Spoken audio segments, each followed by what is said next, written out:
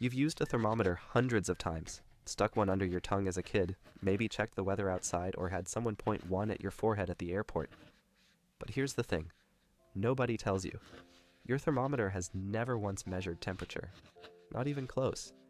Every thermometer ever built measures something else entirely, and then does math to guess what the temperature probably is. To understand why, we need to talk about what temperature actually is. Temperature isn't a thing you can grab or see or touch. It's a description of how fast molecules are vibrating. In a cup of hot coffee, the water molecules are bouncing around like maniacs. In an ice cube, those same molecules are barely moving, just gently rocking in place. Temperature is just our word for the average speed of this invisible molecular dance party. And you can't directly see or count how fast molecules jiggle, so every thermometer has to cheat. The first person to try cheating was Galileo, way back in 1593. He built something called a thermoscope.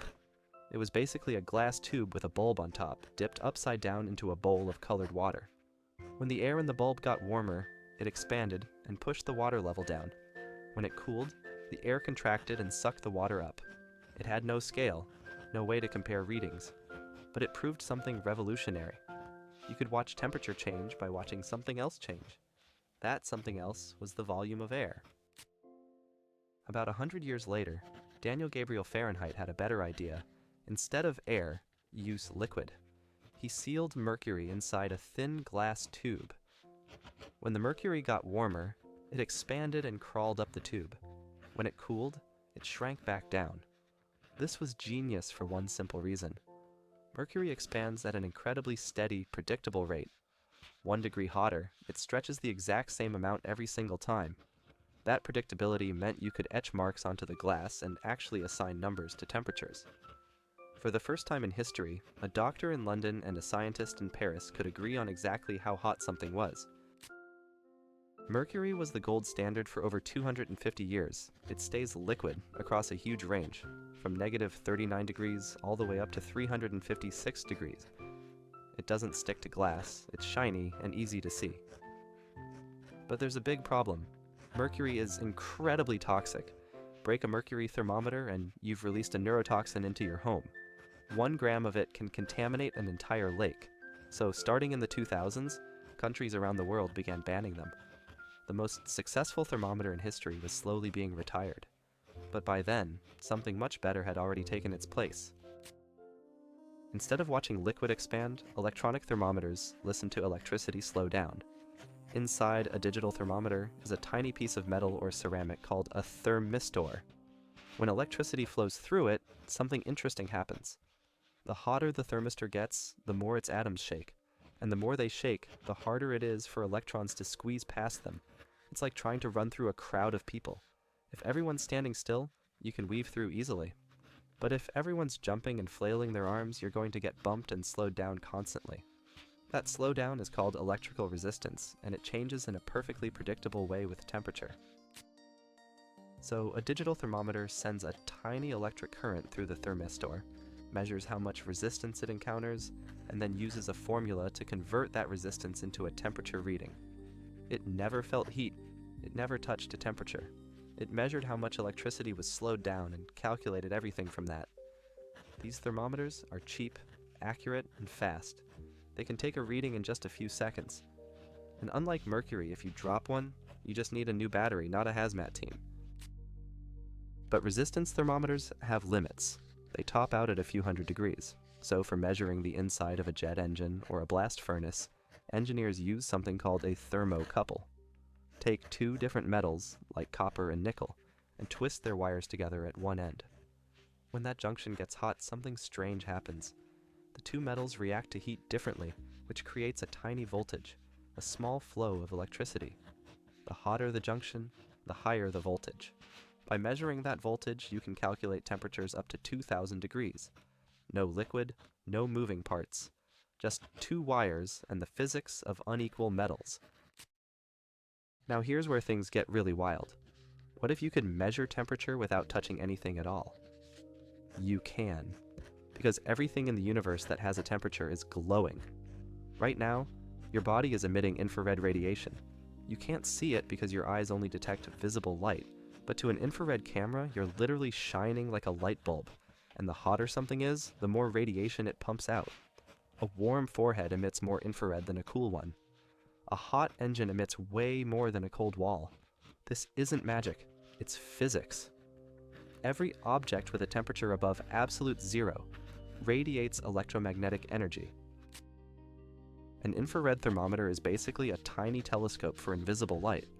It has a lens that focuses incoming infrared radiation onto a sensor called a thermopile. The thermopile absorbs that radiation and converts it into a small electrical signal. The stronger the signal, the more radiation was hitting it, which means the hotter the target.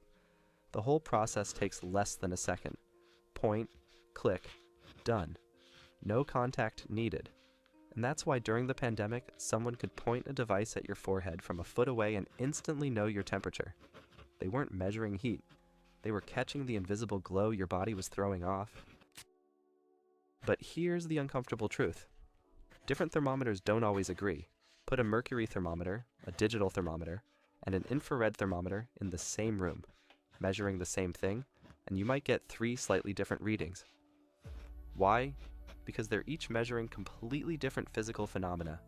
One watches liquid expand, another measures electrical resistance, the third detects invisible light. They're all translating different things into the same unit. It's like asking 3 people to estimate the weight of a watermelon by different methods. One lifts it, one measures the water it displaces, and one looks at its size. Same watermelon. 3 different answers. The challenge gets even harder at extremes. Near absolute zero, negative 273.15 degrees, mercury freezes solid. Digital thermistors stop working. Even thermocouples lose their sensitivity. So scientists use something even stranger. They measure the electrical noise in a resistor. At absolute zero, electrons would stop jiggling entirely, and all electrical noise would vanish.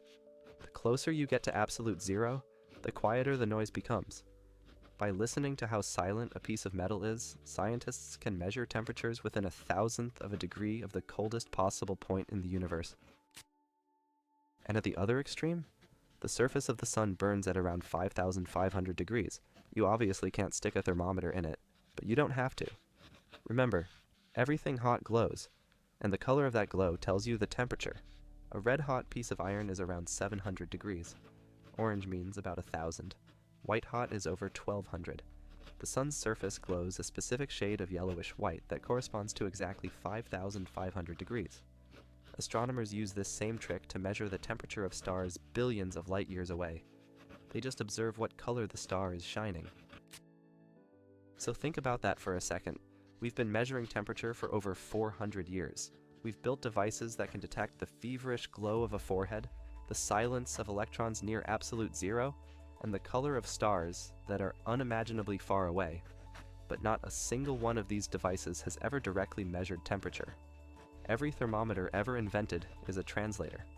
It watches some other physical phenomenon, something it can actually detect, and converts it into a number we call degrees. Temperature itself is invisible, untouchable.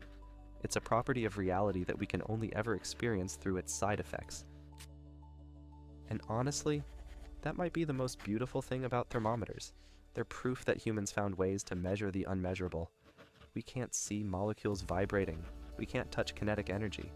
But we figured out that if mercury rises, if resistance climbs, if infrared radiation pulses from your skin, then something invisible is happening, and we can put a number on it.